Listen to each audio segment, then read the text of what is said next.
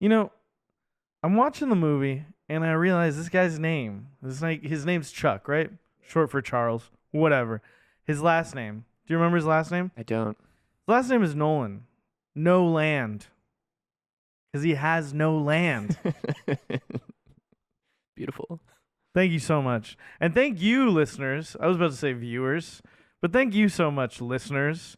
One might say the viewers of the ears, really. Viewers of the mind. Viewers of, yeah, for sure. Viewing definitely doesn't happen in your mind as well. But yeah, I mean, hey, what do I know? I'm just a simple host of a podcast called Cinema Forecast.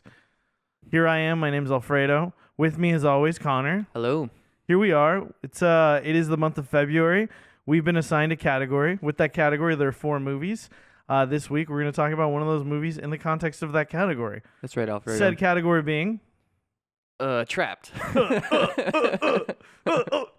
Trapped. Yeah, and the movie today is... Castaway. Castaway. Robert Zemeckis film Castaway, starring, of course, Tom Hanks. The legendary.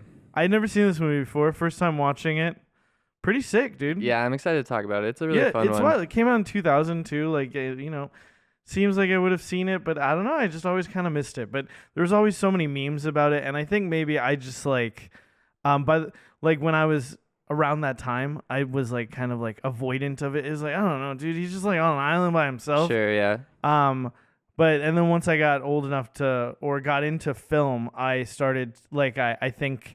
It wasn't just on the radar. There were so many other things to watch beforehand. Yeah. No Totally. offense, because this is fucking sick. It's really good. Yeah, I saw this one in theaters with my pops, and I remember it being really good. And it was one of those movies that I just didn't think about too often, and then it would just come on TV or something, or I would just be flipping the channels and catch a piece of it, and then I would always just get hooked into it because it's just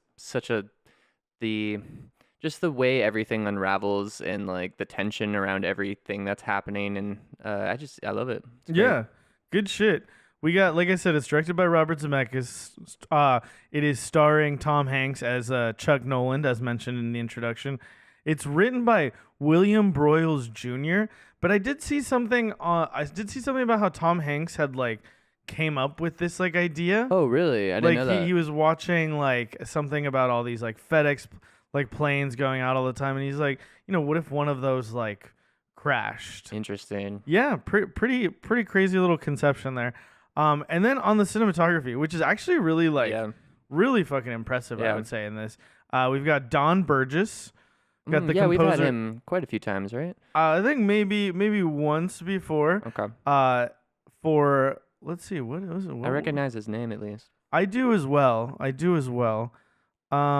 I'm gonna look here but Alan Silvestri is the guy we got on the composing. Yes, and I just got to say, I mean, there's such a minimal soundtrack, but he that one. It's really just one track that comes in a couple times, and every time it's so impactful. And I was just looking him up, and he also did all the Avengers scores and Predator as well. So kind of an icon. Spider-Man is what Don Burgess has done as well. Interesting. Okay. Yeah, pretty fun. And I mean, I was looking through the list, and there's a bunch of other very recognizable films. If you want to have a little fun on a little fucking Saturday evening, pour yourself a glass of wine, look up Don Burgess's IMDb. Couple things I gotta say before we start this off. First and foremost, it is this is the 51st movie we've reviewed. Yeah. I think, well, no, not 51st. This is the 50th movie we've reviewed because our end of the year episode was just an end of the year episode. Oh, okay. 50 movies. Is this is 50? I thought it's 51.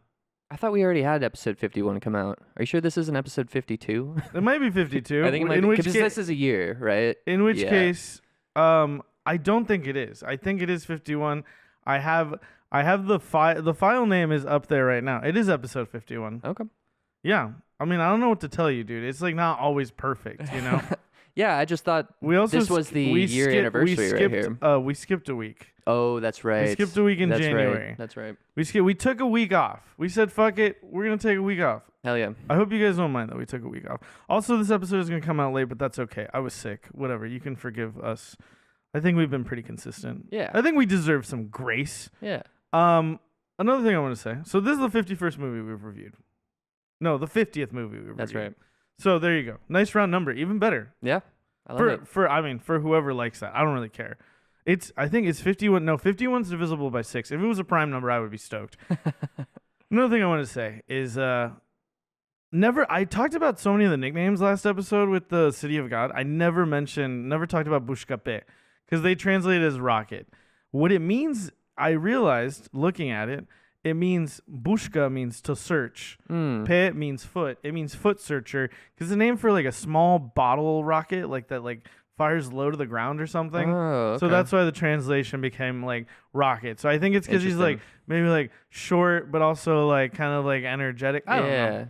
He's a go-getter. Yeah, he's a go-getter. Also, lastly, I wanted to mention I very earnestly called the Legally Distinct movie roulette our category spinner majigger last episode. Just very earnestly. I thought that was cute. I like it. Neither of us clocked it. We just kept going. Anyway, we're talking about fucking being trapped. Yeah. I got 4 themes here. We got, yeah. Hey, whoa. Me too. Go for it. Oh, baby. Number 1, I put the will to live. Number 2, we've had this one a couple times. I put indifference of the universe, and then I threw in / mankind because, sometimes you're not just trapped by the universe, you're trapped by a dude or, a woman, not discriminating. But that's also part of the universe, so you could just all lump it together, But number 3, human ingenuity. I expect to see people puzzling some stuff out, that's part of the survival aspect of it. And then number 4, I put freedom. And then in parentheses, prisoner of self / society. Hell yeah. All good shit. All good shit. I think I'm definitely going to have to add the cold indifference of the universe, to mine as well. I didn't have that there. I did have isolation as like a major one. That I felt like this movie is very much examining that specifically. And I think all trap movies really do in a way. Yeah. Then you have human connection as a part of isolation because I always think that a lot of these themes kind of like hand in hand are like highlighted by their counter. Yeah. And of course you have Wilson, the picture of Kelly, and the whole package. And then for will to live, I phrased it as survival, and within that, I do think I have like the. I did think of like the ingenuity, like the sort of like craftiness being in there. Yeah, they fold human into resilience, each other for sure. along with hope. And I think some of the things that most encapsulate hope in this movie, and packaged perhaps, is the unopened package. Yeah, I love that. From Bettina, Love and that then detail. Also the line where he says, you never know what the tide will bring in. I thought that was that little speech at the end is really kind of helps bring everything up to like a digestible level at the end of the because movie. so much of the movie is unspoken. It's so quiet. Yeah, like absolutely. You're just watching the process of his survival. Yeah. And I think even perhaps as part of, maybe they feed into each other. I think they do. The cold indifference of the universe. I was thinking about mortality, and also the whole idea of we live and we die by time. And then there's, of course, like the whole thing that happens with his like suicide attempt. So I think, mortality definitely right. And also I think everything feels like it's just like on a knife's edge. Like whether like if he just like slips, falls, like fucking hits his head, who knows what's going to happen. And then I think that watching this movie made me think about, for a trapped movie, what is the like character arc we're seeing? What is the metamorphosis we witness within the characters? Right. And for him specifically in this movie, you see him adapting to like life on the island, like physically changing, but then releasing his control over things, Yeah. I think that's a major sort of like character arc for him. Right. His need to control everything being completely taken from him. And I love the whole like through line of time and, in the broken watch and everything. It's just good stuff. Yeah. Great shit. Yeah. So let's jump right fucking into it. Hell yeah, brother. This is definitely not the way I expected this movie to start. I'll put that out there right now. Yeah. I imagine you probably weren't expecting as much setup as we get, which it is like, what, like 30, 40 minutes before we get on the island or something? It's a fair amount of setup. Yeah. Fair amount of setup for sure. And good stuff. Like, it really sets up everything about this guy. And, what he's missing on this island. Yeah, I mean, we got this big empty road too. Roads are great for thinking about like paths. A four-way. It's The- like a crossroad. Yeah, the way we go, the choices we make, where we end up. And where the movie ends up. I also love how the grass is all dead here, and then later on we'll see it's all like green. Oh, I I think didn't that was a notice really that. awesome touch. That's nice, yeah. But yeah, we're on Texas Route 48. Yeah, the Dick Bettina Ranch. Yeah. We got the FedEx truck pulling up. I do want to point out the way it goes, cast away when the Yeah. title finally comes up. Right. And I never noticed this detail with the Dick Bettina Ranch and the other name missing at the Oh end. yeah, the dick is missing Yeah, later on. that was a nice touch. Yeah, dude, I think it's so funny. I'm in such like a fucking Seattle like mindset that so like we see the route that it all like takes, and we finally do get to like there's awesome, great, very like fun stuff throughout, but we do see like the guy Dick, right? Like eventually like the cowboy dude, Yeah. Mr. Peterson, and I'm like, oh, and like he's with another woman, and like they like kiss, and I'm like, oh, that's cool. She's an artist. They're in like an open relationship. They're like, he's like in fucking Russia right now. Yeah. But then of course it was, and then I was like, oh, that's right. She's like, he was like cheating on her, and she's pissed off, and that's why it's not Dick and Bettina's Ranch anymore. Yeah. Just great visual storytelling, super subtle. I love it. Yeah, never spoken. Yeah, and the fact that she's making these angel wings as her sculptures, and that becomes such a symbol of hope for Chuck throughout the movie. Yeah, Like, it is. Yeah, it is like the whole. It's the only package he doesn't open. I love that detail. So Yeah, much. it's great. It's also funny how long it takes him to open a package. Yeah, he's so committed. He's like, no, I'm going to deliver these. Yeah.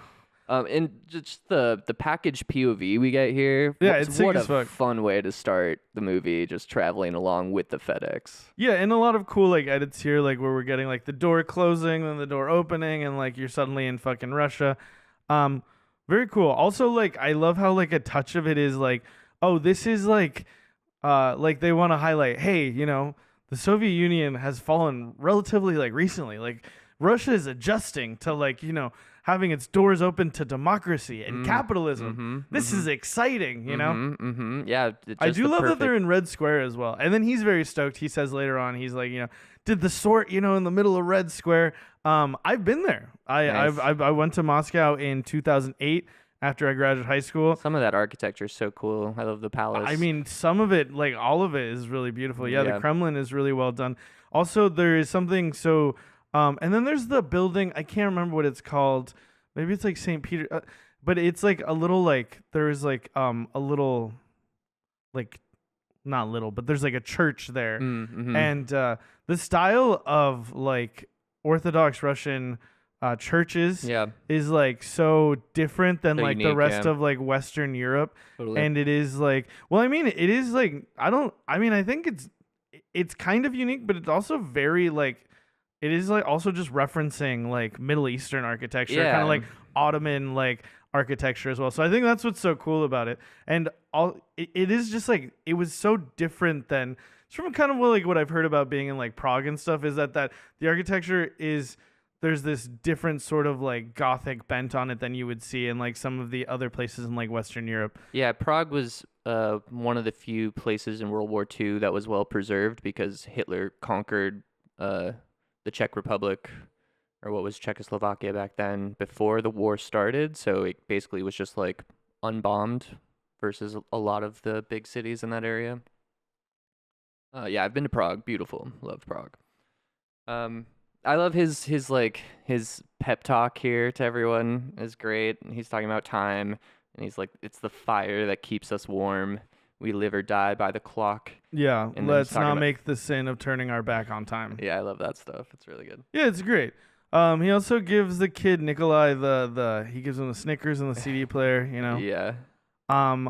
And we get the anecdote about him stealing like a kid's bike. So we're really getting like an idea of his like character. He's like so committed to this FedEx thing. Yeah, and it's a trope we've seen before, right? Like Yeah. Train to Busan, the guy who's all business. But Yeah. but I love that it's not like so one direction where it's like he doesn't even like acknowledge his wife or no, it's his not even his wife, It's yeah, his just girlfriend. girlfriend. Yeah. But like you could tell there's such a deep love there, and like she still feels like his number They're one and trying work to is figure number it out. two. I Yeah. think that's what the movie's about. Versus Yeah. other movies are like he's figured it out. He's chosen that he like wants to be like obsessed like with work, and he'll choose that over everything. Yeah. But in this movie, it is really like, no, I am like torn between these things. Yeah, and I love that he sent himself a stopwatch in the package, and that's just such a great way to tie 87 this hours, over. way Yeah. too long. Yeah. Shameful outrage, I believe.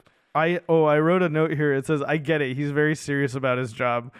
Yeah. That's very Oh funny. yeah, he has such like a great like spouting of lines here where he's just like talking about all the things that have happened in the world in 87 hours, like wars have been fought, like empires have been toppled or whatever. You know? Yeah. So yeah, he's really landed on thick, and we're really seeing how great Tom Hanks is. Oh, he's so good. Dude, father of Chet Hanks, just remember that. I was thinking about it when I was before I watched this. I was like, he's got the son Colin, who I know because I've seen him. He was on that TV show with the other guy. I can't remember what it was called, but they're like cops. And then his son is also Chet Hanks, and I was like, they look so different. I looked it up, different moms. It's always different moms. How it happens. He does the whole. They have to do the whole fucking sort in the middle of Red Square because one of the trucks is stuck there. And you start to get a good sense of just how like logistical this dude is, and like how good he is at managing these kind of situations, which will be super important to his survival. Yeah, absolutely. And I one of the things I thought was interesting, or one of the things that really like I was thinking about, was when he tries to call Kelly and she won't pick up. And me knowing how the movie, because I did know, I knew this before I saw the movie. I had heard like, oh, it's so tragic. He comes back, and I had heard it as like his wife is like remarries, and then I watched the movie and I realized, oh no, that there was a misunderstanding somewhere. It was his girlfriend, and whatever. But like, so I'm like worried here. I'm like, oh, does she not really feel like the same way about him? And then it was great to like see, like, no, actually, no, she's deeply in love with him. Powerful ending, yeah.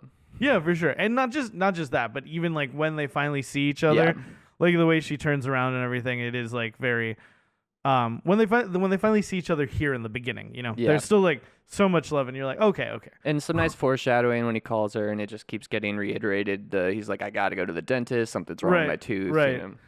I was just like, I was concerned that it was going to be like, wow, this is going to be such a tragic movie. And it also all starts with him being with someone who doesn't really love him back, but yeah, that I just had weird like random stress that came out when she wouldn't answer the phone. I'm like, Kelly, answer. I need you to answer the phone, Kelly. I need you to be here for Chuck. Yeah, it's cute. They're cute. Yeah, he's gonna be back in Memphis in about 18 hours. He does the cute thing. Like you said, he says he needs to go to the dentist, but he also does the "I miss you, I want to kiss you" thing. Yeah, pretty cheesy. Yeah, pretty they're cute. very cheesy together, and I love it. Yeah, and Helen Hunt is great in this as well. We see them, packing the plane, and Tom Hanks is talking shit with the pilots. I love, it's clear that there's like a rapport with all of these people. Again, sort of showing his like position and like his knowledge, right? Like we talked about with like the conversation, and all of like Pwagus month was so much about this, because this is kind of like a Pwagus movie a little bit. Yeah. He's really good at logistics. Well, he becomes good at something else. This is kind of like a person who becomes a coming good at of age of becoming good at something. Yeah. Yeah, and we get Stan here talking about, or I think the stewardess asks him about his wife who's sick. Yeah. She might have cancer is what we hear. We also do get the fun line of a 1992 full-bodied grape juice. That's right. And seeing some of the softer sides of Chuck here, where we see them sitting outside the plane, and he's recommending a doctor, but also you see kind of like the cold logistic of him as well, where he's like, let's get this thing fixed, because that's who he is. Like, he's a fixer first and foremost. Yeah, he's doing the stereotypical man thing. Yeah, he's like trying to give you a solution instead of like acknowledging and validating your feelings. Totally. And then next note I have, he shows up at Kelly's office. Well, his girlfriend. Yeah. His fiance to be. Well, it's kind of like Schrodinger's fiance if you think about it. I mean, she was gonna say yes, right? I think so. She's copying her dissertation. Like I said, the way that she like, when she finally notices him after he because he's just like standing there like staring at her. Lovingly, yeah. Yeah, it's very very cute. Yeah, not in a creepy way. Mm-hmm. Not like I'm a fucking murder you kind of way. Which reminds me, when I was watching it at the end, I was like, what if he just like is like a murder, no, He like just a went psycho. psychopath. Yeah, this is really just like Yeah, a like oh my spiritual enlightenment was actually like fuck humanity. I'm gonna consume the spirits of those like that I fucking kill with I my am the bare coconut hands. god now. I am the coconut god. It's not bad. Yeah, and then we're at home. All I wrote here is just calm. Like there's such a quietness. They do to dance this to movie. the rhythm of the copying machine, which is Oh adorable. yeah, I love forgot that. about Yeah. that. That's cute. Yeah. And then we get the Christmas dinner. Yeah. And it's just it feels like a very natural. Everyone kind of sitting around hanging out. Everyone chit chat, and we get the background about well, we get the whole thing. When are you gonna make an honest woman out of her? And he's like, They had a bet on when people would ask this. yeah, They're like that 14 was pretty minutes. good, yeah. And then he starts fucking talking shit about her, and he's like, oh, she was married before to a parolee, and she's like, he was a lawyer, But good fun stuff, and you really like see like not only are they good together, it's like this thing where like a really good couple, and I feel it feels I felt like this before, where you're in like a couple and you're like things are so good between you and you have such like a chemistry that when you're around other people, like people want to be around you. They're like, oh Yeah. my god, invite them. Like Yeah, invite yeah. both of them together. They're fucking funny. They Yeah. like they've got such good banter, and like not just with each other, they're like getting everyone involved, Yeah, and they're totally. and they know each other so well that they can like clown on each other, and and there's this like really natural rhythm like to like the whole conversation, and it just feels very warm. Yeah, I got like a sense of voyeurism in this scene where it didn't really feel like your natural or your typical movie scene where you're like, we're going to have a specific conversation about this to set something up. It just kind of felt like Shows so much about their like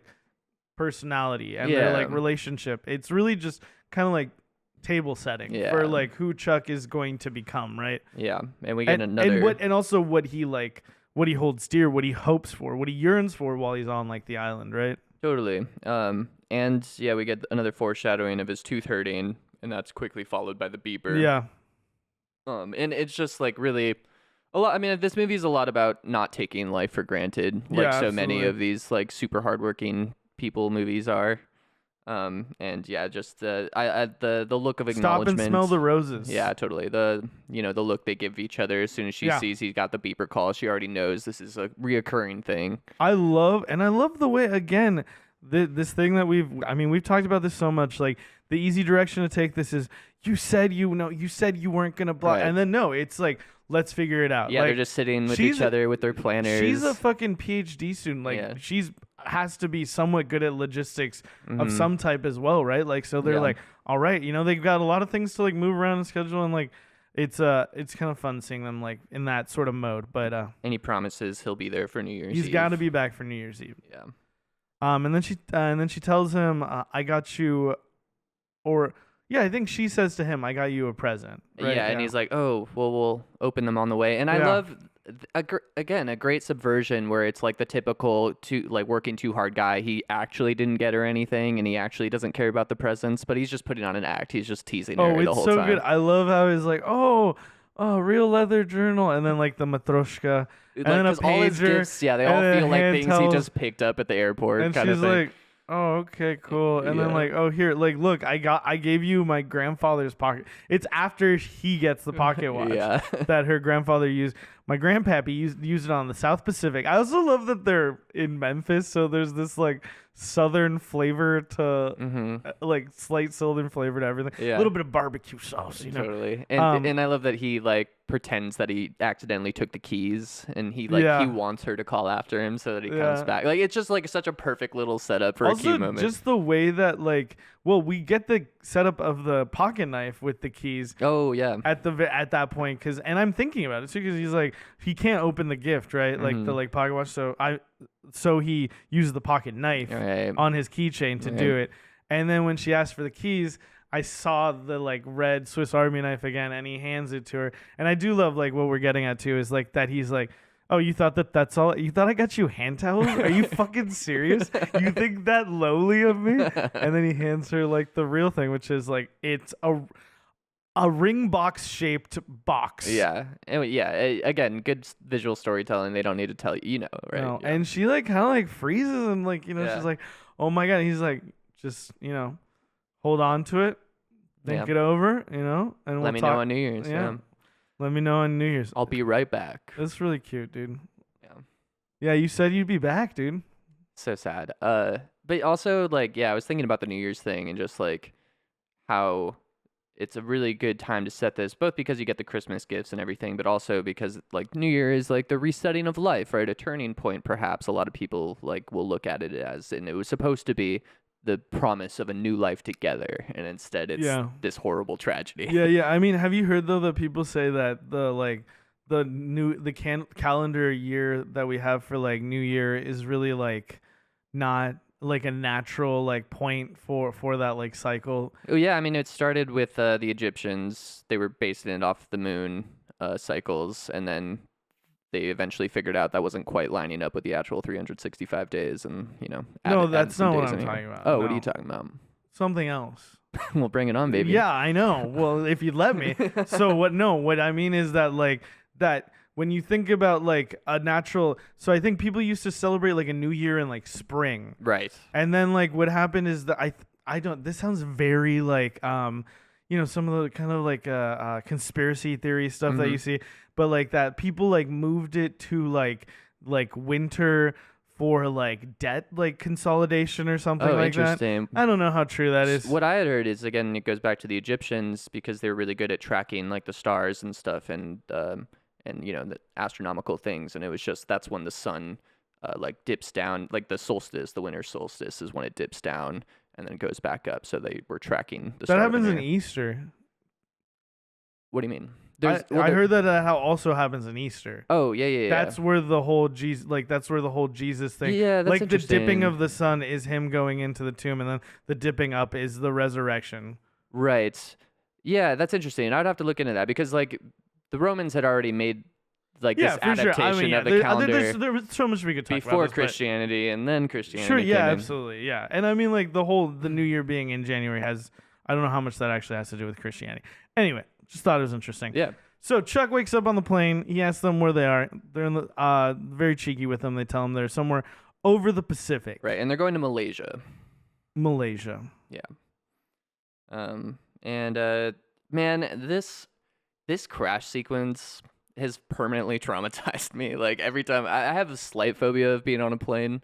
And I always think of this scene when I'm on it. It's so well done. It's so sudden too. Yeah, it's so well. It's like sudden, but also like you're just like immersed in it. Like you're living every second of it as soon as like he wakes up from that turbulence. Yeah. And the tension of it, and then just like the helplessness of him and everything around him. It's so intense and well done. Yeah, good shit. But yeah, he goes to the bathroom. He takes off his Band-Aid, and then suddenly he gets like sucked out of the bathroom, which is super funny, right? He's like looking at his cut, like, oh man, what a bummer, what a pain in the ass life is, and then just gets totally wrecked. Yeah, yeah, and then he tries to grab the guy helps him out. I can't remember his name right now, but we see it later on. Yeah, I forget too. Albert, not Al. Yeah. Is what he says, I think, to himself. Yeah. Albert Miller is his name. That's right. Albert Miller was his name. R.I.P. Albert Miller, 1955 to 2000. That's right. He also he's crawling to go get the like fucking pocket watch and shit and he has like the raft as well, trying to grab the float. All of this shit is really good, and like the way that the plane is like, you're like, what the what is the orientation? The way the package like starts sliding in the back. Yeah. It's all great like tension ratcheting stuff. And I love how like Albert's trying so hard to protect him. Like he's still taking his duty. Like this is a fucking man right here, man. Like he's putting Chuck's life in front of his own in this situation, and it cost him dearly. Who knows if he would have survived if he hadn't he gotten... puts the mask on him before himself. Yeah, and then he gets thrown around when he's trying to tell him to sit down, and bangs his head, and the blood gushing out of his head too. There's so many things in this scene that are just adding, like just completely ratcheting up the tension. Yeah, I love looking through the fucking the glass in the front, and then just like the way it like crashes through, and like he gets like knocked back, which actually wouldn't happen. Technically, I think I read that he would have gotten like pushed forward into and probably Mm. have died instantly. Gotcha. Um, yeah. Yeah. Again, great crash sequence into a great like trying not to drown sequence. Very Bioshock Yeah. coded. I wonder if Bioshock was inspired by this scene because it feels very much so. I like the part where you where you can just see the water through the front of the windshield just for so long, and you're trying to figure out what is that's water. What is the orientation? Like, how are we about to hit this water? And then oh shit! Like we're like nose diving into it. Right. Yeah. Very intense. I mean, I think they still come down Yeah, on an yeah. angle. Yeah, but if it, like it does feel Yeah. like, and then you're like, oh my fucking god. Yeah, so terrifying. Worst nightmare. Um, love him like using the raft to get out, and then it gets stuck momentarily until it breaks out, and he's Yeah, underwater. Yeah. and he's flung up above the waves. And he's almost sucked into the engine before it explodes. All that's really good. And then we get the massive waves, which is really like his main enemy in this movie is the goddamn huge waves. Yeah, dude. If he had been a fucking surfer, dude, Right. could have conquered those, dude. Right. Yeah, and then we oh yeah, this is cool. We fade to black. Oh yeah, I love this transition actually, where it's like fading to black with the storm going on. He's just kind of like laying in the raft, and we get the flashing of the lightning, and we see the island in the distance for the first time. I love the way they do that with like it's such an ominous setup for this island that becomes his home, and I love the island as a like character in this movie. Like his emotional connection to it, I think, is really interesting and strong. Yeah. I love the way that like it's just like sort of feels like he's floating in the void, like, and then like Yeah. the fade to black with the heavy sound of the rain. Yeah. And then you like hear the pop like almost before you see the image Right. again. And then you realize like that he's like hit land. Yeah, he's just like on the island now. The huge like the big wide shot too, like Yeah. of like just the small yellow figure like floating like towards the coast of the island. Really Yeah. well done. Yeah, it's great. And then yeah, it's morning. His pager's ruined. His watch is broken. Yeah, we've officially been cast. We've been cast Away. Yep. Yeah, it'll be interesting to talk about the rest of the movie, or like the whole island part. Yeah, again, no dialogue, just so procedural. And we've talked about how much we love procedural stuff, which is part of the reason I had a feeling you were gonna like it a lot, because it's just so much about like him doing the nitty gritty of every little detail in order to survive. Yeah. It's there's a really cool shot here too where he's like crawling towards like the camera. Mm-hmm. And you just really get the sense that he's like fully coming to grip with like the whole situation. It takes him a couple days to really come to grip. I think when he starts opening the packages is when he's finally accepted. Yeah, for sure. I'm for not sure. getting out of here anytime Yeah, soon. but there's I think an initial moment of like I'm like in the middle of nowhere. Yeah, like yeah. where the fuck am I? Yeah, it's very There's stages. several comings to grips Yeah, of different levels, Mhm. different reckoning levels. that's right, sir. Levels of reckoning. Levels of reckoning. I love the way that it's shot. Like, this is done like a couple times where like you just see him reacting to something, and you can't see what it is, That's and then right. in this case it's the FedEx boxes, Mhm. and I love how he's like, "What am I gonna do? Well, I'm just gonna do what I always do, which is work for FedEx." And he starts collecting all the Yeah. packages. I'm seeing here that job applications for FedEx went up by 30% after the oh release my of this God, movie. that's so ridiculous. People are like, I need to be a hero like Chuck. That's so funny. Yeah, and he's shouting out, hello, anybody out there, basically. I love the whole setup of him writing help in the sand for what it leads up to later. Yeah, it's really fucking funny. Yeah. Oh yeah, and then I think this is the first time we get him looking at the pocket watch at sunset. I don't think he's doing the flashing light yet, but that's a very interesting like through line in the movie. I mean, obviously it's like his hope, it's his like everything that he left behind, but also it's I think it says so much about the human condition, like when he's flashing the light on it throughout it, where it's just that little moment of having it taken away from him to be able to see it again with fresh eyes that really makes him appreciate it. So there's like a deeper metaphor just within that like flashing light on the picture. I think it's really good. Yeah, yeah. I also like just the way that he's like hello, like Yeah. around the. It's I don't know, it's just so funny. Like just His performance is so this is fun. really He's good. just so Yeah, damn charming, man. yeah, he is. He's good in this, dude. He's good in this, Sure is. dude. Tom Hanks, good actor. Yeah, who knew? Tom Hanks, good actor. Also, I noted on the plane, like his shoes are like I remember there's a point where I'm like, oh, he doesn't have any shoes on, Oh yeah, and then like that becomes like a that's big gonna deal. become Yeah. a big deal, throughout. Well, not throughout, just for this first part, I guess. Yeah. Another part that I never knew before watching the movie is how long he's gonna be on here for. Right. Years. Very cool. Yeah. Good Wild. stuff. The popping noises in like they're like there's like these like Yeah, the coconuts dropping. creeping Yeah. sort of. But I think like really like the sound design is fucking with you because Yeah. they sound like it sounds like popping and slowly starts to sound more like plopping, Mhm. and apparently the sound design was all of the sound on the island was done in post production because the sound of the surf made it impossible to really use any of any of the audio they got while filming on the island. Yeah, I meant to look up if this won any Oscars because I was thinking of like sound design as one of those. Because the movie's so quiet, I really do think it's a standout what they did here. Yeah. It is, yeah. It's super, super well done. Like the whole just like environment is just if it's so immersive and Yeah. it's so like creepy and like the very specific choices that are used for every moment just feel very appropriate. And it doesn't even need to lean into fully into naturalism, but I love the quiet just being this great metaphor for Right. isolation. And we don't get music until he leaves the island. So there's no music the whole time he's trapped here, which is such a powerful choice. Yeah, good shit. I do love that in the morning scene we see the waves rolling in and it's just washing off the bottom of the help. Very good. Yeah. Then you see he writes it up higher with some sticks. Yeah, with logs. And yeah. I do kind of like that immediate iteration, of being okay, well that didn't work. Time to try Again, yeah. something new. The procedural logistic nature Yeah. of it is really the fun part of the movie, right? Yeah. Then we see more of him collecting packages on the shore. Yeah.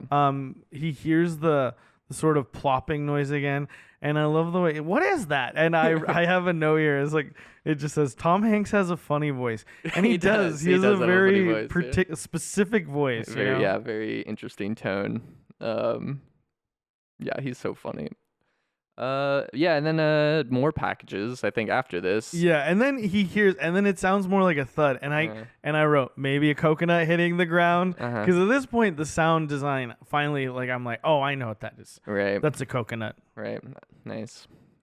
And then it's his battle against the coconut, really. Yes, I love this scene. Again, just great. It's not as simple as finding just something immediately. Yeah. Coconuts aren't easy to open, No, it's great because the first struggle is opening the coconut. He gets the coconut open, he crushes it open, loses all of the fucking coconut water, and he has a little bit left. So he's like, okay, Yeah, well, I have even the process of getting it open, where he's first throwing it against the Yeah, wall, yeah, that's yeah. doing nothing. He's trying to rock, and then it's like a caveman discovering fire type thing, where then Oh yeah, he has a tool now. he yes. accidentally hits the rock against the other rock, and then it cracks off a perfect little wedge he can stick into it, and he's like, okay, now we're getting somewhere. Yeah, and then we do see that he refines his coconut opening technique, and Yeah. he's able to get more coconut water this time. Yeah, it's great. And then I love him getting his little bag and his coconut. And he's like, I'm going on a mission, and then he goes to find the cave. Yeah, and I think we see his feet are starting to get kind of fucked up. Yeah, his foot is bleeding. And he also sees that he can't go further along the coast because of those damn waves, Yeah. dude. His arch nemesis. Yeah, it is sort of cut. It is cut off. He's able to Mhm. walk only so far. Yeah. Basically to where the cave is. Really lucked out with this cave, though. Yeah, it's a perfect great little cave. cave, And then yeah. also he has got the sick tall peak. Yeah, you see the Um, tree standing on top of it, which again, just great imagery. That's probably a tree they put up there themselves, right? Practical. Maybe not. Who knows? But yeah, great setup. Only they know. And then he does find the package with the wings on it Mhm, from mhm. Bettina from the beginning of the film. Yeah, love it. Then he's like cutting his pants. He's fashioning these sort of like shoes. Yeah, makeshift. Yeah, he puts like leaves in a sock, and then he uses like a pant leg to do like the other one. Problem solver, man. Yeah, look at that. He does get up to the top of the rock formation. Yeah, this is a beautiful shot of The horizon here. seems infinite, dude. It Yeah. seems as infinite as Charlie feels in Perks of Being a Wallflower Absolutely. in the tunnel. Yeah, I love the way the waves look. I mean, it's just so beautiful, just like this endless row of waves. It is, but it's like also like contextually so threatening, So right? trapped. You're like, what the fuck am I gonna do, dude? There's literally no where am I gonna go? Yeah, what do you think your chances would be in this situation? Not. I mean, obviously not great, dude. It's actually I feel kind of shitty that you asked me that in front of all these people. Well, I'm the same. I feel like most likely I'd probably just end up getting hurt and not being able to pull through, breaking a leg or, getting a bad wound. Yeah, I think. I mean, I also like to think that there's a fire within all of us to survive that we don't really truly understand until we're faced with that situation. Which is you what know? this movie's about to a certain extent. It yeah. absolutely is. I mean, he's an everyman, but you can tell from the beginning he's set up as like a very competent everyman. Like, not a lot of people would not survive in this situation, but because of his ingenuity. Yeah, for sure. I watched some documentary a guy made himself on YouTube, where he basically did this. Like he went off and lived on like a remote island by That's himself. wild. It was very cool. That's awesome. Yeah. It was very, very fun watch. Oh, and he spots the body from on top of the summit here. Yeah, he sees the pilot's body floating, and then he fucking swan dives into the water to go rescue Albert. And Albert's alive, and they become lovers. Great. And they live happily ever after on the island together Yes, that's right. with their coconut children. No, that doesn't happen. Volleyball children. No, he gets down there. The guy's obviously dead, and Chuck is like hella fucking terrified when he sees his face, you know? Yeah, it's a pretty horrifying reveal. But he does have shoes. Yes, he Too does. small, Yeah, but too shoes. Small. Yeah, I think they just cuts open the front of him. Yeah. That's what I would do probably. Yeah, and this is where we get him burying him, and yeah, it's not Al, it was Albert, and I wish I would have picked that up at the beginning if he was just calling him Al, and if he reacted anyway. Like, was it one of those things where he introduced himself as Albert, and he just started calling him Al, and Albert was like a nice guy, so he never like was like, actually it's Albert. Yeah. Yeah, who knows? Who knows? Shout out to my friend Ben Jamin, who said that he prefers Benjamin, and now everyone calls him Ben, and he never says anything to them. only to me that one time apparently. Yep. Yeah, I like his marking his grave. Yeah. He has so much reverence for Albert Miller, 1950, 1995. Yeah, it's very sweet. I said the wrong dates. I said 1955 to 2000, but it's 1950 and 1995 because this spans several years. Starts That's right. in 1995. Yeah, 4 years I believe he's on the island. That makes sense. And then I think he says, so that's it. Like after he buries him. It's fucking. Oh, he also covers his face with the flotation vest. Yeah. That was a very specific choice. Yeah. And then he's resting at sunset. We see his cut shoes. Very cool. And then this is when I think we get the first flashlight on the photo moment at night. Yeah, he's got his flashlight, dude. He got a flashlight from Albert as well, which is very helpful. Yeah, there's just something so. I mean, I already talked about it a bit, but it's just so damn endearing. Just like this something that's so sweet that like this is all he has to hold on to is like this really sweet memory and his love for her. Yeah. I feel like I wonder, because like you think about yourself in the situation. I would be thinking about like my family as well. Like I would be thinking about my parents and like my sister, thinking about the cat, thinking about all that shit. But he's just got this one picture. Yeah. Dude, and then like think about like you would have your phone, but it would have been water damaged. Yeah.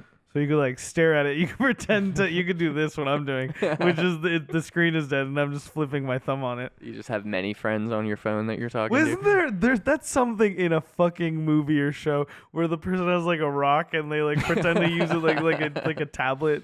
Yeah, I don't recall. Oh but my I love god, it. it's so fucking funny. Yeah, I think we see him taking a dump here. We see him getting some water from a leaf. Yeah. He figures out how to use the coconut as containers, which yeah, is he's great. using a little little container, little water bottles. We see his first attempt at fishing. Yeah, not Love great. that development. Not great. Nighttime, he goes out to take a piss in the ocean.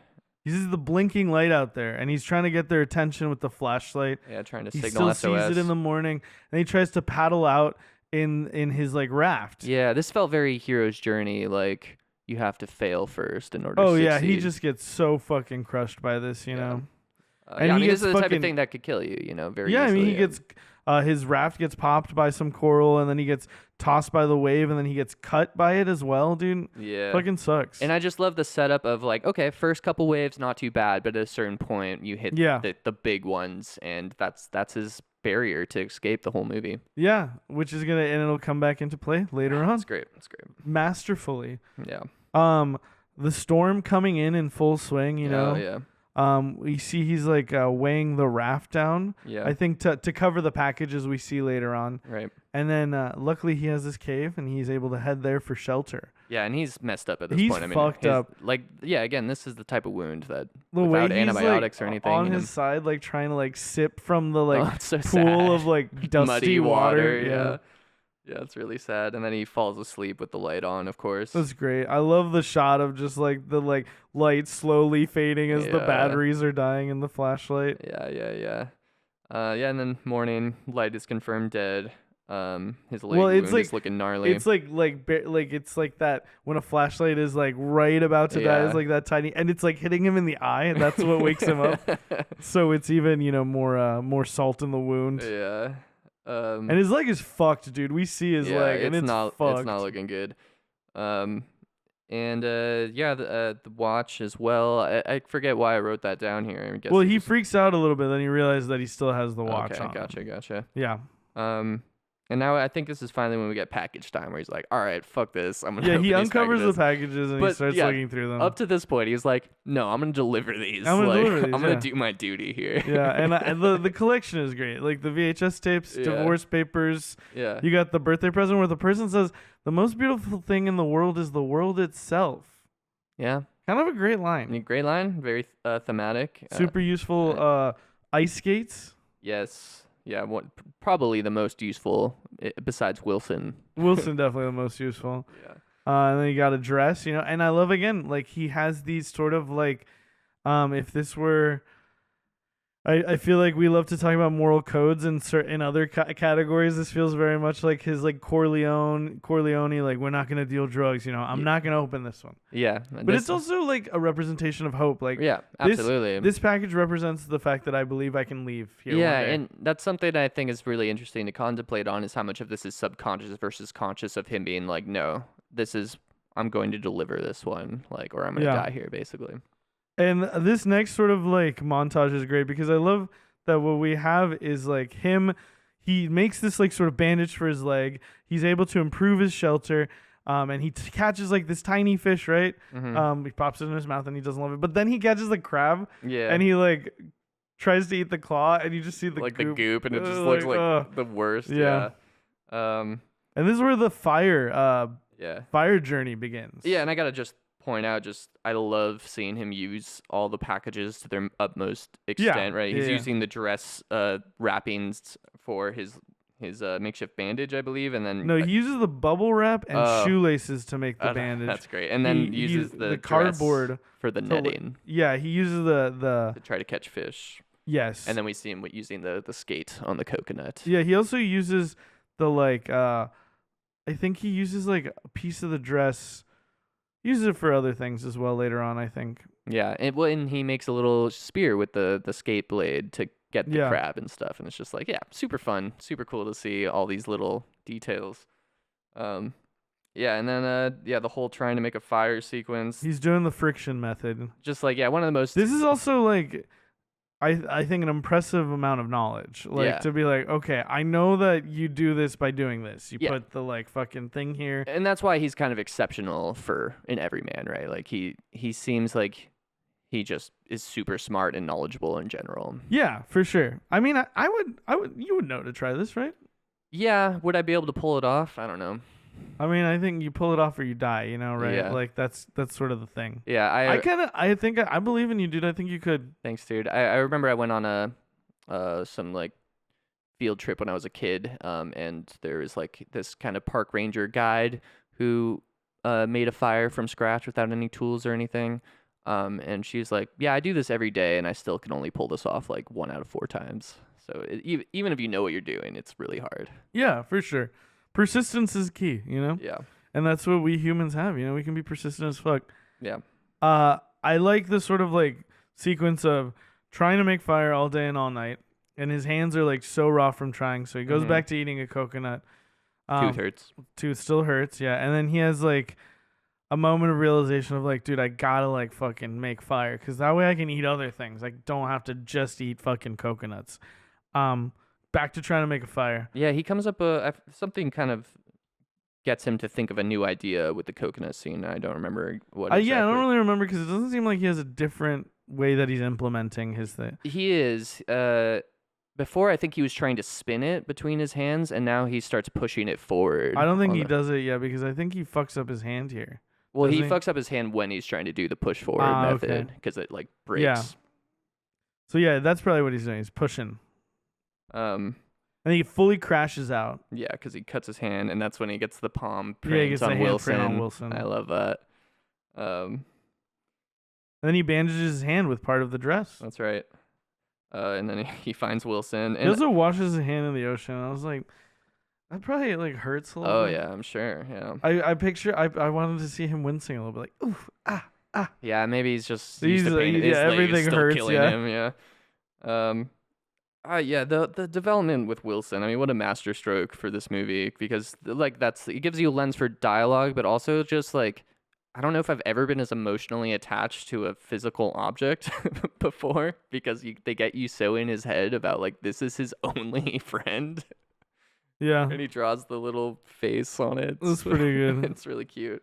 Yeah, he puts him down on the stump, and then I love how he's like, you wouldn't have a match by any chance, would you? Yeah. All of the nighttime shots, except for I think one of them are day for night in this movie, and you can kind of tell. But it kind of like gives it a cool like look, like stylistically, because it's very like blue. Even he like looks very blue. Yeah, I could see that in my head now. Yeah. Yeah, and he's talking to Wilson, trying to make the fire again, and he's like, he gets smoke for the first time. Yeah, he gets a little spark, but he can't light it. Yeah, and the air got to it. I think this is the only scene where they don't do day for night. Okay. So you can see like the fire, like sort of like in all its glory, right? Yeah. When he finally gets it going, and what a triumphant moment. I mean, I think there's just something in part of like everyone who sees this that like the caveman part of their brain wakes up, and you're like, yes, we make fire. Yes. No, it was sorry. No, it's awesome. It's such a like he like so earned it. Like, and he's so like determined, and the way that he finally fucking gets it is fucking awesome. Yeah, and he's singing The Doors. Yeah. Come on, baby, light my fire.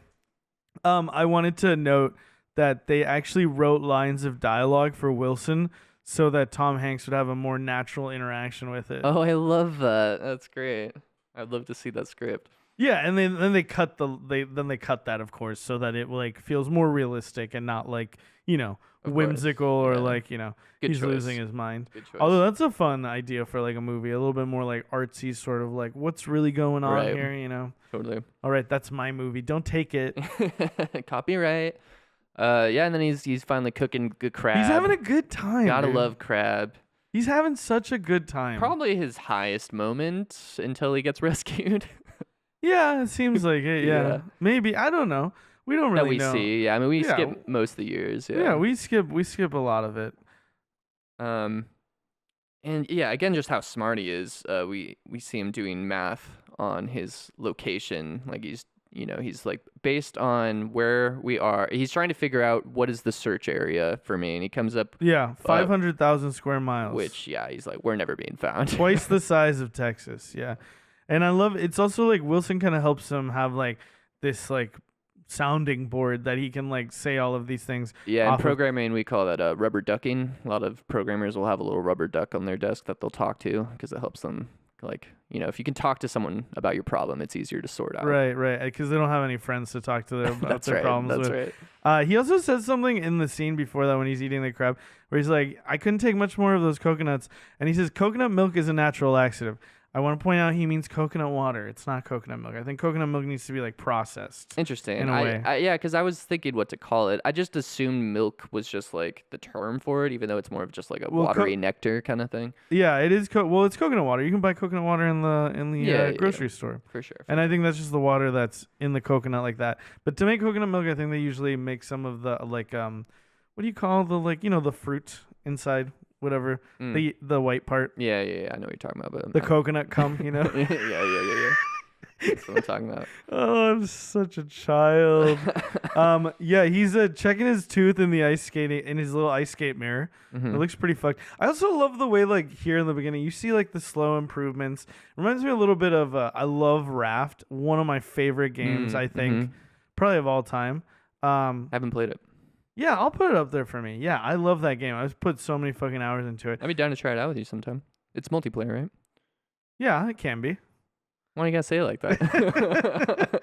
I mean, it can be. But yeah, and it reminds me a lot of that. Like you're not on an island, but you're just like Surviving. yeah, and you're like also like iterating upon like a space, right? And it's like you're improving it and you're building new things, and you like slowly see that in the beginning, and then it's fun to see like where it gets like in 4 years from now. Even just like the progress of his bed, right? It starts as the raft, then the deflated raft, then he makes a little cover, and then he finally moves to the cave. And I don't know, is he just still sleeping on the ground by the end? I don't know if we get any kind of like nice bed when he's in the hotel room, he sleeps on the floor.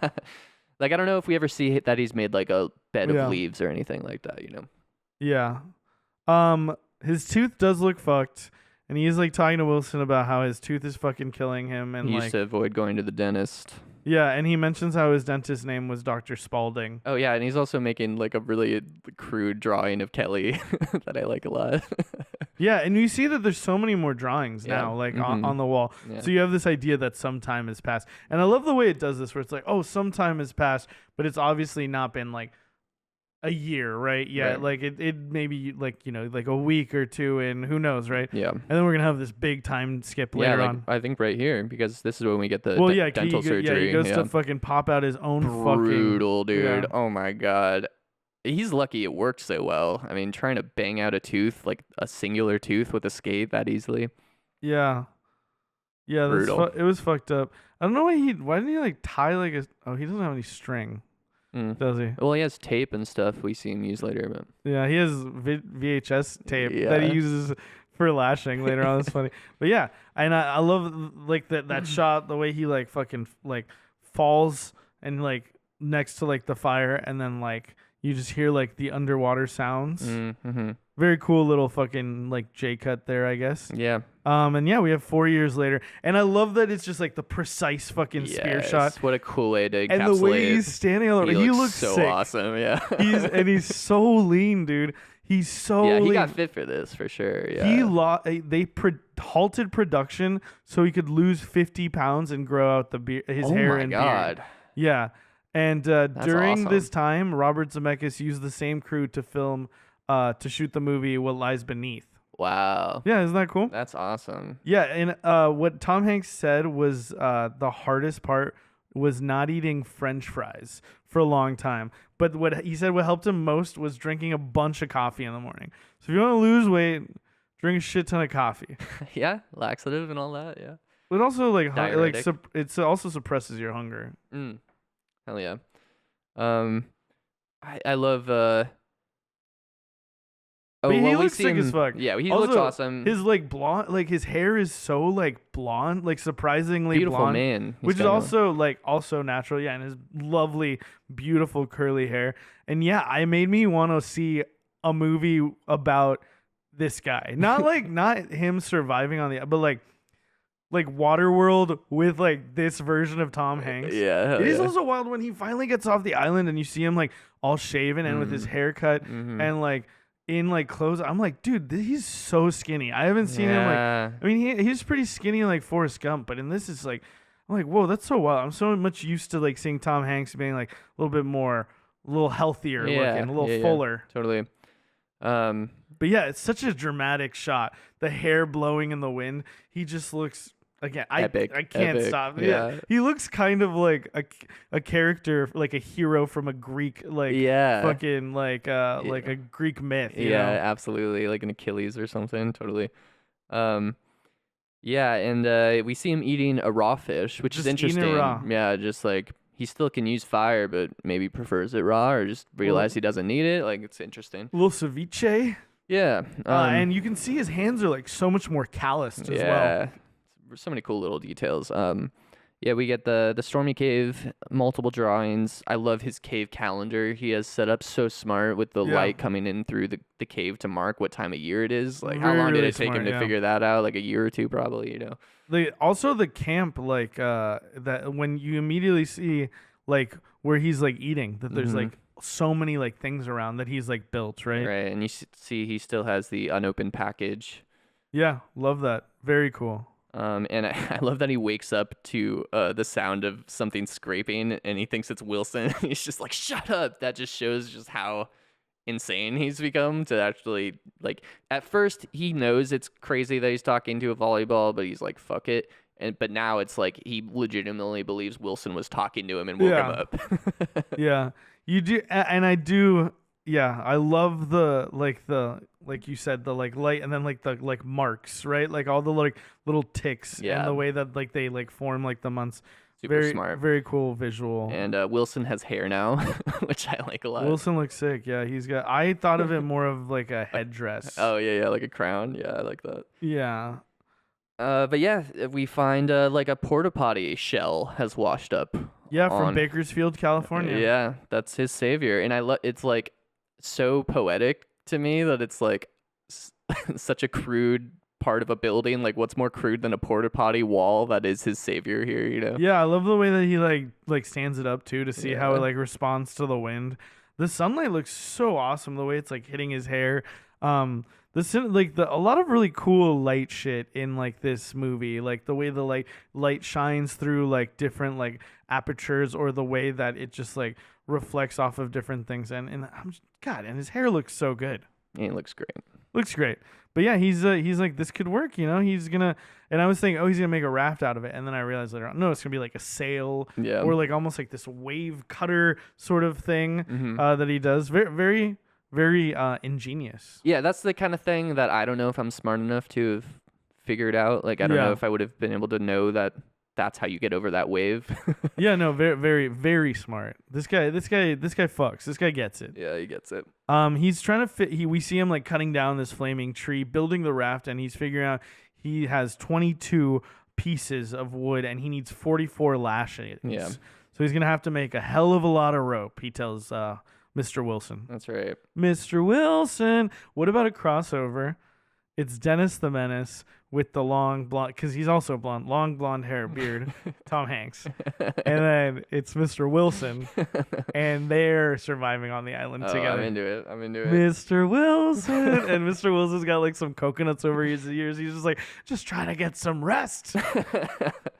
Yeah, good. I love on Cinema Forecast we love a good timer, and he basically, you can tell he's been tracking when the waves are the best, like when is the most stormy period, and he's like, I got a month and a half for like the perfect period to survive Yes. on the ocean. I love it. Not just a timer, but also like we have something we have to do in that period. Yeah. Like, and it's because you have the high tides and the offshore breezes, you Yeah. know. And he needs to make 424 feet of good rope plus 50 miscellaneous, round that up to 475.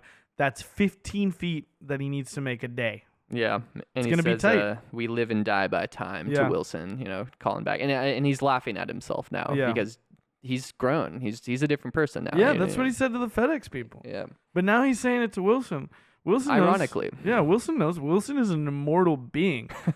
He is a creature that exists outside of time. That's right. And then again, we see the VHS tape being used to like lash it.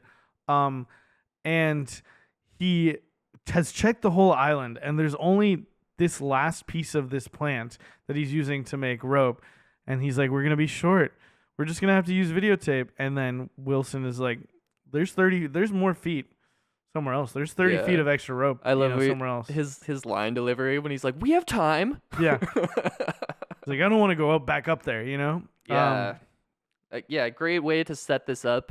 Because we don't see what happened. Feels so innocent. He's talking. He's a little crazy. He's talking to the volleyball, and then it's like, oh, he is able to get the rope. He pulls it back up. There's this cool little carved guy, but the rope is around his neck like a noose, and you're like, that's interesting. Yeah, and it looks so beautiful up here with the sunset. It looks amazing, you know. And then it's like I like this because I do think that it is. If you're really like on top of it, you totally could get this. But me, I was like, oh, this is interesting. I wonder what this is. Is this like symbolic or something? And then in this next scene where he's in the cave with Wilson around the fire, you know, him talking to himself while talking to Wilson, we get the context of like he was gonna kill himself, but him being who he is, like he has to make sure that it's gonna kill him. And you know, luckily he did do the test because it broke the branch. Yeah, he would have just landed on the rocks and fucking broken his back or something. Yeah. I think he gets frustrated and he throws Wilson. Yeah, because he's Wilson's like doubting the journey, and he's like, "We might just make it." He says he'd rather take his chances on the ocean than stay here and keep talking to a volleyball. Yeah, and it's so heartbreaking, dude. The way the panic, his emotional just turmoil when he finally finds him, volleyball, and he's like, never again. It's so cute. You're okay, Wilson. And then he like cuts himself to like touch up the paint, and he's like, so we okay? It's fucking so silly, dude. But it's great. It's really good. Really good.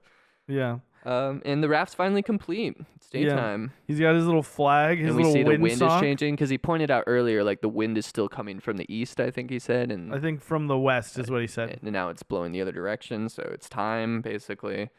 This is all basically like him getting ready to go. He's got the sealed package that he's definitely going to take with him. He's got it nice and sealed, wrapped up tight. Mm-hmm. And then you see that he's painting on the inside of the like sail thing, but you don't know what he's painting. Right. And later on when you see it, it's great. It's awesome. It's glorious. Also, you see that he's like gotten better and better at like drawing. Yeah, because you see the different versions he's drawn of Kelly, and it's improved over the years. It's great. Right? I love it, and it's I love cool way like that he's what like else occupied his his fucking free time. Yeah.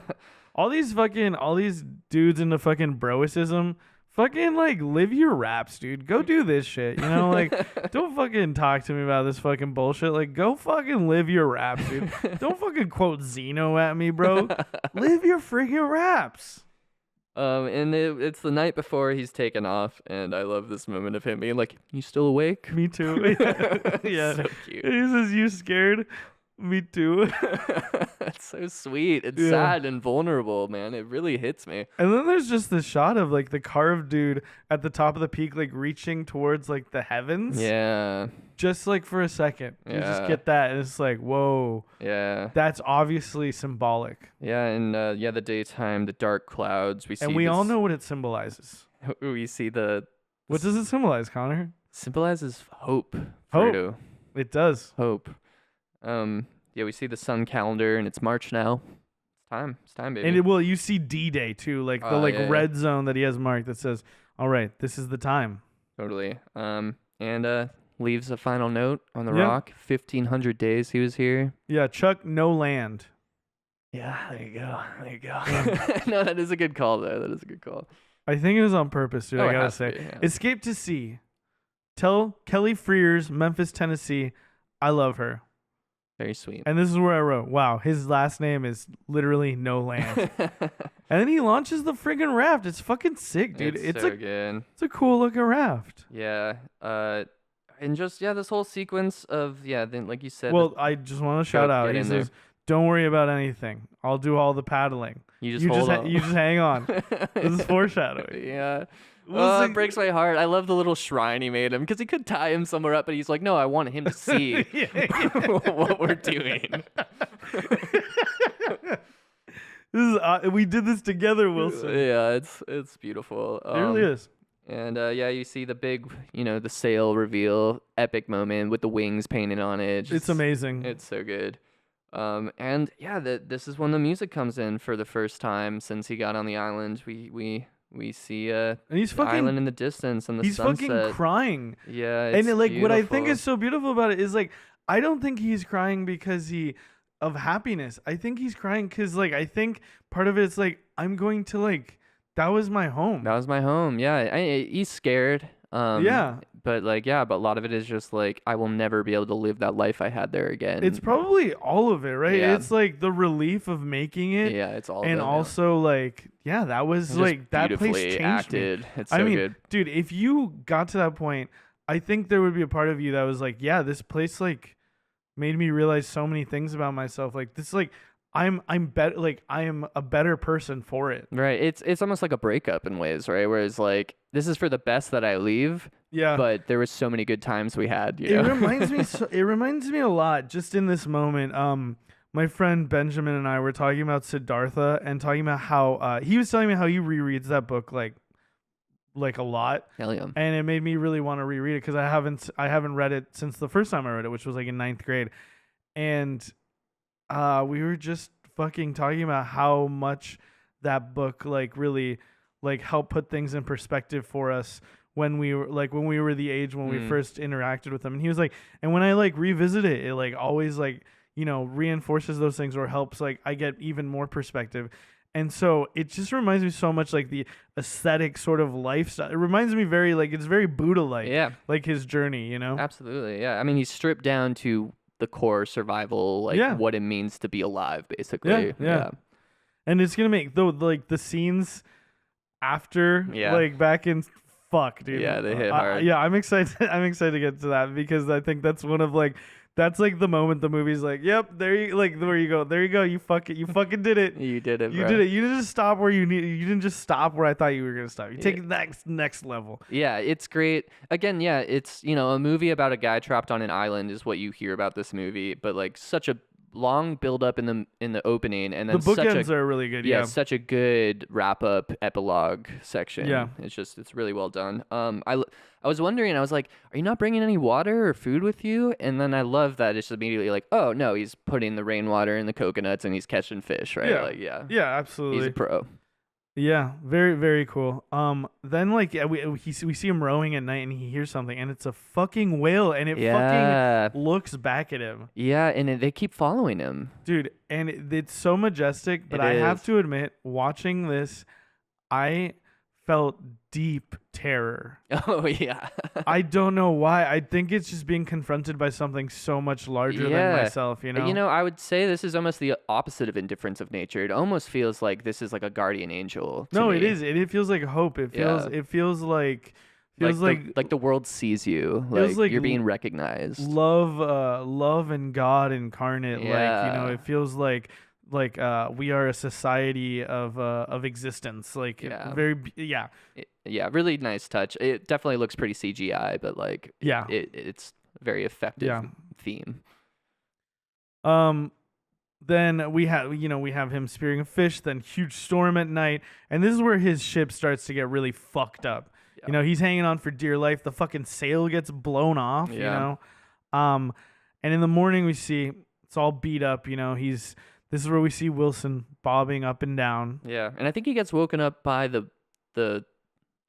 whale blowing, right? Yeah, it's blowing water, with their blowhole. And this happens again. Yeah, later on. It's so that like they're really just following him around, and we're trying to wake him up. Like hey, there's Wilson, get Wilson, and then hey, there's the ship. I think it's necessary though, right? Like he needs to let go of Wilson. Yeah, powerful. I mean, this is like probably the most iconic scene. The just Wilson. I mean, everyone, even if you haven't seen this movie, you've heard him screaming Wilson. I think that's what they did at the like Oscars. Like they did a joke on it. But yeah, it's fucking tragic. And like the whole, again, all of the, like just being like a movie about process. Yeah. And like the whole process of him swimming out, realizing the raft is drifting away, going to get the rope, trying to pull the raft towards Wilson while he's trying to fucking get Wilson. He can't fucking get Wilson. Let's go of the rope to try and get Wilson. But he knows, it's like, it's the Spider-Man thing that we saw where it's like, are you going to save all the people or Mary Jane? Yeah. It's the thing at the end of Batman Forever. Are you going to save her? Are you going to save fucking Dick Grayson?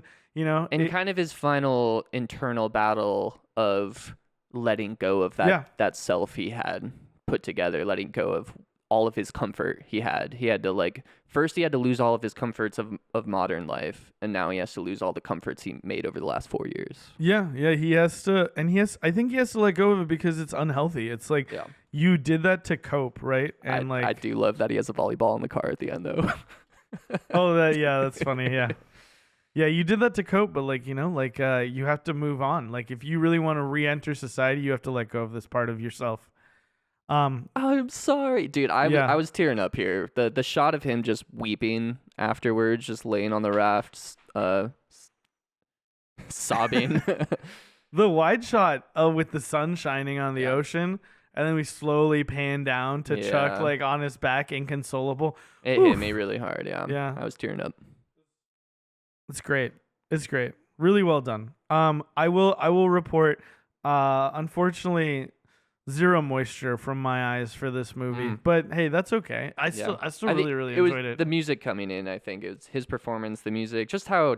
Yeah, no, absolutely, no. I can understand. I mean, there's a million reasons. I mean, Yeah, there's the humanity of it. There's like, one big reason why, brother, and that's because he just lost his best friend, dog, Yeah. and that's fucked. It's he's lost everything. It's Yeah. just seeing someone who's fought so hard to have a little bit of hope completely broken in the middle of the ocean without any hope anymore, and it's just it's heartbreaking. Yeah. I do love that, like how quickly this all happens, because I don't want to wallow in this. I don't need to like be like We have plenty more sorrow to wallow in. yeah, that's so true. But just how quickly it happens, he lets his oars drift away. Then he's sleeping on the raft, but like really kind of like fucking passed out, like fucked up on the raft. I think he's given up. Yeah, and I think that him throwing the paddles away is him surrendering. Yeah, that makes sense. It's funny because my read of it, I don't know why I was just like, I don't know why my read of it was like, yeah, he doesn't need the paddles anymore, but he hadn't given up. But you're right, it totally is him like fully like giving up, and him just splayed out there. The whale trying to wake him up, but he won't wake up. And then we have the huge sound, and I love the shot of his face, and then the ship slowly coming in to frame behind him. Yeah. It's fucking great. So much hope. I mean, it's just such a huge relief after everything he's been through. Yeah. Then him like reaching out towards the sky. Yeah. Towards the boat saying, Kelly! He looks fucking rough, dude. Yeah. He does not look well. And then we cut to Kelly getting a phone call. Yeah. And I love her. I mean, great acting, great performance here. Where she picks it up, she's like, "Oh, hey, how's it going?" Yeah. And just you see the color drain from her face, like such a good performance. And then when she faints, and as the camera moves, we get her husband and her child like in frame, and you're like, "Oh, okay." Like you very quickly know exactly what that means. Yeah, and that's a nice like. Yeah, we don't need to slow burn this tragedy. Like we're just gonna show you. Yeah. And then we've got Chuck shaved 4 weeks later on the plane. Mm-hmm. He's got the Dr. Pepper and 2 cups of ice. He likes ice. Yes, he likes ice. Yeah, which reminded me of 100 Years of Solitude, because that opens talking about like all the magical things in the world, basically. But the thing he remembers that day is ice, right? Yeah, the day my father taught me to see. Yeah, took me to see ice. Yeah, good stuff. Yes, which he remembers as he's being executed, standing in front of a firing squad, which is fucking awesome. One of the best openings to a book ever. Stan is breaking it down to him. He's like, there's going to be a little ceremony, then you can go see Kelly. And he's like, oh man, is she really going to be there? Like, I don't know what to say. And then Stan kind of breaking it down like, dude, Kelly had to like kill you off, basically. She had to let go of you, and like tells him about the funeral and he's like, what did they bury? And tells him about like how they all put little different things in the coffin, which I thought was cute. And he put because he Elvis, mentioned he liked Elvis earlier, or I think he gave the kid Elvis. He's like 50 million fans can't be wrong or some shit like I don't know, just some shit like that. He would be an Elvis guy. Of course. I like that a lot. Ain't nothing but a hound dog. And people also put phones and pagers in there, which I think is so really funny. fucking funny. But also a good theme thematically, right? Like all about time dying and being disconnected, and they're burying that part of him with him. And then he's like, so you bury, and this line I did not love the way it was written, but hey, you can't be, nothing can be perfect. There's a way he's like, so you buried me, and then you buried Mary, and I'm like, there's something weird about broaching the subject that way. I don't know. Yeah, I mean, I see what you mean. I guess I kind of give him some like social leeway where he's still. Like awkward, yeah. Yeah, I mean, it's been That's so what long. that's I that was my gracious reading of it, but part of me is like that's a little weird. But Sure. anyway, in the we what ultimately the goal of this is to show you like look, he's grown emotionally as Yeah. well, like cuz he says like I'm sorry I wasn't there, you know. Yeah, and I'm like frustrated that he feels the need, but it's sweet, but he keeps apologizing to everyone. It's like it's not your fault, man. I want more people to tell him that. Like, Yeah, I think like I also took it more symbolically like I'm sorry I wasn't there when I was here. yeah, that's a good you know? point. That's a good point. Um but yeah, we then we see, you know, basically the guy gave the speech with Chuck, and we see it on the TV. It was recorded earlier. Chuck's walking into a room with this on the TV, and there's a huge crowd behind him, and we see the big FedEx plane. And yeah, he gets met by fucking Jerry Lovett, who did a root canal on him once. Yeah. He was referred to him by Dr. Spaulding. Yeah, we mentioned earlier, and I don't know what exactly they're trying to say with the whole dentist thing here, but I like it. Like it's funny that he's like haunted by his tooth the whole movie, and then his wife marries a dentist. Yeah, it's funny. It's good. But yeah, he's Kelly's husband, and we know that from like the visual of like the scene earlier. Yeah. But yeah, he tells him, you know, Kelly wanted to be here. This pissed me off because he's Yeah. like, Kelly's had it rough. Kelly's had it rough. Is that Yeah. right? Yeah. Fuck Yeah, you. Anyway, he's like, you know, maybe give her some more time, and he says sorry, and then he leaves. You just watch Chuck staring at him, and then he looks out, and I love how you can see Kelly wants to go in so badly, and like Jerry's like, no, Yeah. like don't go in there. I think that this movie doesn't, and I don't think it needs to, doesn't explore how much like that is really like a valid sort of like thing for a loved one to be like, don't like you need to like. Take time for yourself. You need to give yourself space. Yeah. Like, don't like just jump into these things. I think it does make it feel, especially, I don't know. I think it feels a little bit like, oh, the like husband is being like sort of selfish. Well, I don't know. it's through Chuck's perspective too, Yeah. and you're rooting for them. Yeah, yeah, and for so sure. now this obstacle in your way as the viewer and the main character. Yeah. I mean, but there's a version of it where like the husband is like, you know, like arms up, like, you know, I don't Totally. know, or maybe more. Who knows? There's different ways, but yeah, I know what you mean. This seems like what makes the most sense to present it. But and it adds that extra level of what if? And stringing out their reunion so Yeah. that when they do finally come together, it feels more impactful. Yeah. We see that there's the big party, you know, that they've had this whole like feast, but the party's Yeah. over. Great sequence. Yeah, everyone's leaving. And they mention how tomorrow they're gonna bring him back to life. Yeah, I like that line. Yeah, tomorrow we're gonna bring you back to life. And then the shots of Chuck alone in the room with the buffet. Yeah. Fuck, dude. Yeah, the crab legs. It feels and like such the a lighter. criticism of like late stage capitalism's excess, dude. It feels so like And just, humans not appreciating what they have, and all this going to waste totally. And just, his moment with the lighter where he's just like, he turns it on, he's like, oh, fuck. yeah, that's very funny, and I think is honestly kind of a palate cleanser for that scene, because I Yeah. think it's very easy to like see all of that food and think about what he went through. Yeah. And if you're, anything like me, thinking about like situations like globally, and then just be like disgusted by it, and then okay, a little levity. This is funny. And then right back into deep sadness where he's sleeping on the floor. He hasn't adjusted to bed life yet. Or he's at least laying on the floor. And he's flicking the light on and off too. The lamp light with the pocket watch. Just like, this is how he lived so many years, man. It's just such good, subtle character, like thematic stuff, man. I like it a lot. Yeah, and he decides to take a cab over to go see Kelly. I honestly, the way the light turns on, like before he like rings the doorbell and she just like opens the door, I was like, this is one of those what if sequences. Yeah. This is like the like spin the bottle sequences, perks of being a wallflower, you know. Yeah. It's like this isn't really happening. And then it does actually happening. And the way it all like plays out, I love first off that she does invite him in, and like they give each other this big long like hug. Yeah. And honestly it reminded me of the last time I saw my ex-wife and we hugged. It was very much like a hug like this that felt like there's just so much baggage there. so much unsaid. Yeah. Yeah. Her daughter and her husband are asleep. She's gonna fix him a little coffee. Her name's Katie, the daughter. Yeah. I love that one moment of him being like, So okay, let me get one thing straight here. yeah, Yeah. and the panic on her face is like, Yeah. oh God. And then he's just like, so we have a football team now? Yeah, he's talking about the Tennessee Titans, but they're in Nashville.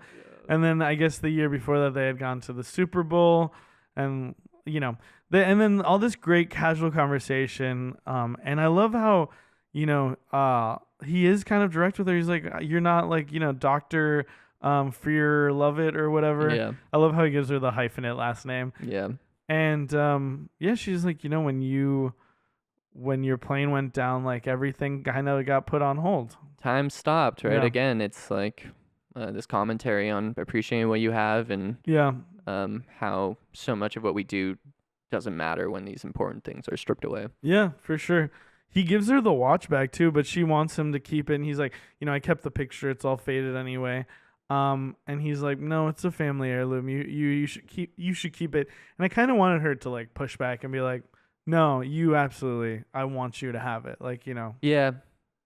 Yeah, but it's kind of like a Wilson thing where it is. He has to let go of it. No, you're right. No, yeah. It's good. I think it is a smart decision. I feel like if it were me though, I would be like, no, you can do that. Absolutely. You can totally have you that, had this. dude. You held on to this as you rafted through the ocean. Yeah. Like yeah, Yeah, this that's is yours, fucking buddy. awesome. Keep it, dude. But yeah, then But it's also a nice flip now that I'm thinking about it, like sentimentality wise, is that now this watch has so much more meaning for Kelly. Yeah. Yeah. No, absolutely. That's so true. It is true. And then she shows him like the way that she was tracking like where he crashed and like where he was found. I never should have gotten on that plane, he says. Yeah, never should have gotten out of the car. And then it's very interesting because then you're like, okay, what's gonna happen? And she's like, I want to show you something. There's so much tension and between then there's them. the whole thing with the car. Yeah. And she seems so like sort of out of breath. Yeah. The whole time they're sort of talking. Yeah, it's very well done. And then he's like, are you gonna have more kids? And she's like hinting at the fact that like she doesn't really know how she feels in a relationship right now. She says things are kind of confusing right now.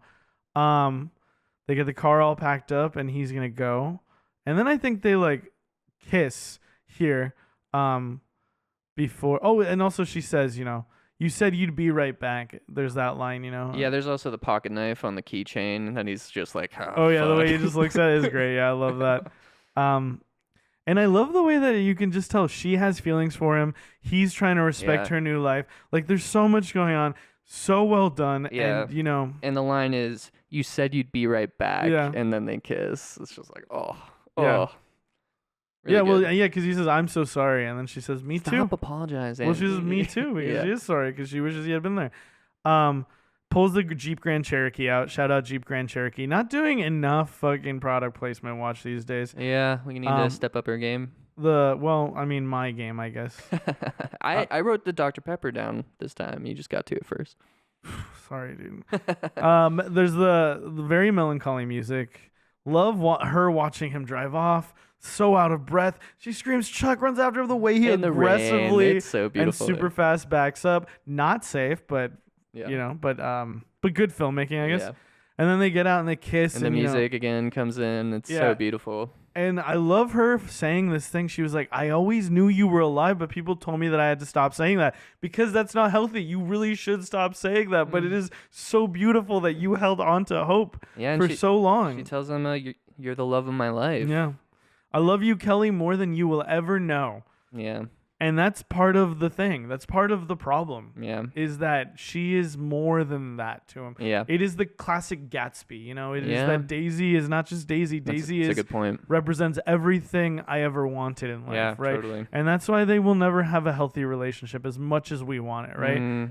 And she gets in the car, and she's super out of breath, and she says, Chuck, and he says, you have to go home. Yeah, I love that they just make it's all spoken between their eyes, Yeah, great. It's a great wide shot of like him pulling into the driveway. And I mean, he literally says it to Stan. We both did the math, We both had to she had to let me go. I knew I had lost her. And then him telling the story of how he was going to kill himself. Yeah. And the detail he's going into. Couldn't even kill myself the way I wanted. I had power over nothing. Really good. And then this next part is so good because I think like so many stories stop at like that part of Yeah. like, talking about like suicidal ideation or feeling like you're at a point where you want to like end it all. Yeah. And I think it's so beautiful that he says, then a feeling came over me like a warm blanket. Yeah. I had to stay alive somehow. Yeah. And he said, I'm so sad I don't have Kelly, but so grateful she was with me on that island. Yeah. And then him fucking saying, I know what I have to do now. I got to keep breathing because tomorrow the sun will rise and we don't know what the tide could bring. And that's such a beautiful fucking message because it's so fucking depressing what has fucking happened to him. Even though he's been transformed by it into a better person, it's like trauma, right? Yeah. That he has been confronted with. And I think that's maybe one of, within the themes as well of like Trapped. There's definitely like a traumatic experience like being happening, but it's so nice that he comes out of it like okay, like he is like in a good place like mentally, Yeah. Great dialogue, really powerful, like sums up the themes of the movie really well. And then, like you said, yeah, this epilogue moment of him driving to finally deliver that package, and we green see grass on either side, baby. we see another Wilson ball in the passenger seat, That's great. which like you said, it's good that he let it go, but I love that there's still part of him that's like I don't love attached to how it. much he loves water, like plastic water bottles, like single-use plastic. That's a good point. Like he's like, whatever, dude. Like, commodities of modern living, brother. Yeah, from coconuts to plastic. And yeah, we see that I never noticed this, like I said at the beginning, but it's just The dick, Bettina on. It just says and Bettina, yeah. But yeah, he's looking for her. He can't see her. And he writes the note. This package saved my life. That's really good, yeah. Good stuff.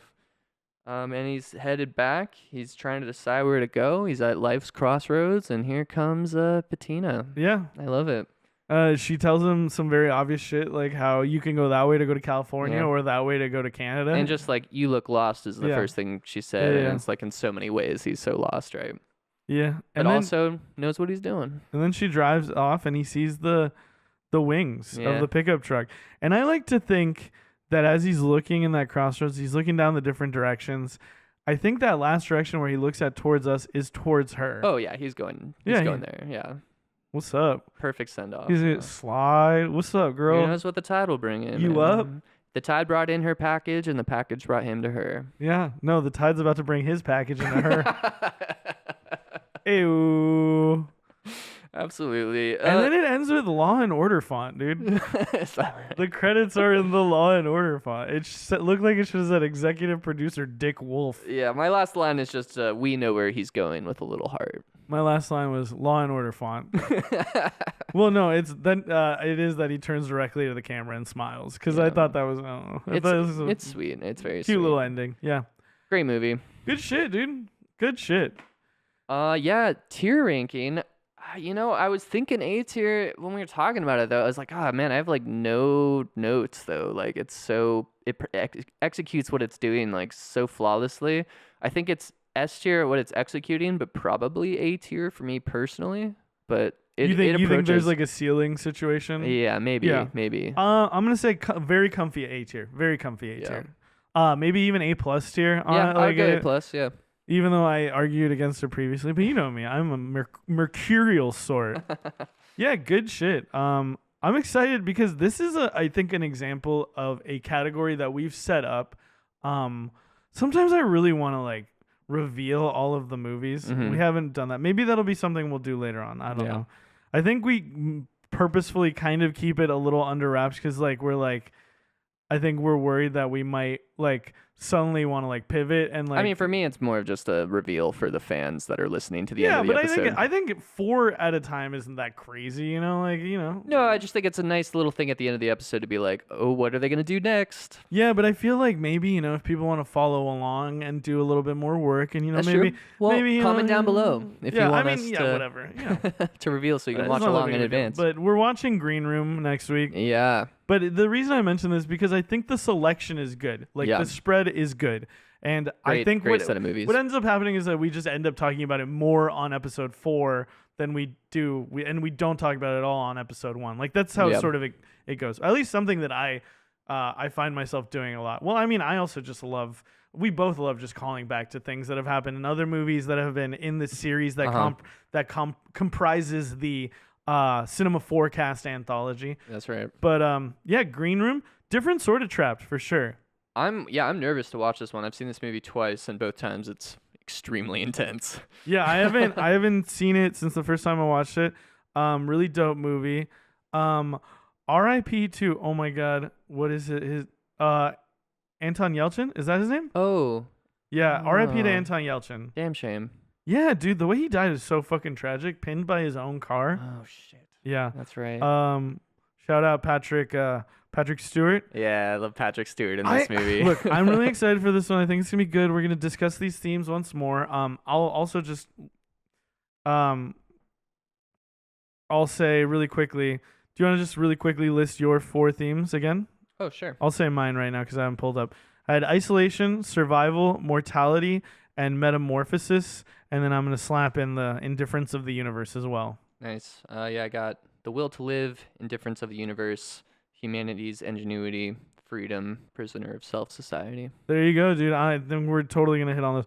I will say I'm gonna hype this up heavily. The 4th movie we're doing this month is gonna be dope. People are gonna love it, but the 3rd slot, dude. Yeah, he's been talking about the 3rd slot a lot, and I haven't seen it, so I'm excited. The 3rd slot is gonna be so good, dude. I'm so stoked. I truly am. I hope that you like it because you haven't seen it before. But also, if you don't, I kind of love that too because it'll be an interesting conversation. Some good content.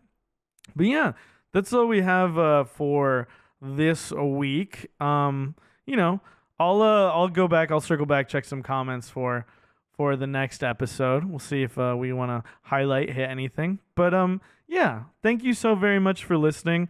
As always, treat each other with respect. You know, love one another, but don't tolerate hate. You know, fucking don't cheat on your wife.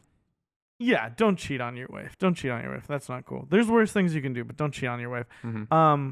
Yeah, we love you all. We appreciate y'all. And tell, you know, like I like to say, tell your friends you love them. You know, live for the moment. That's right. You know. That's right. Don't be a slave to time. Yeah, look up the 4 Noble Truths. Look up the Eightfold Path. I mean, if that's not your jam, that's not your jam. But I think that there's some good stuff in there. I think there's some great shit in there. Yeah. Anyway, yeah, thank you all so very much, and we'll catch you next time, and we'll cast you in the away. Cast away. Wait. Okay, we'll see you in the 4. Cast away. Of Course, yeah. Cast away. Cast away. Nice. Cool. Nailed it.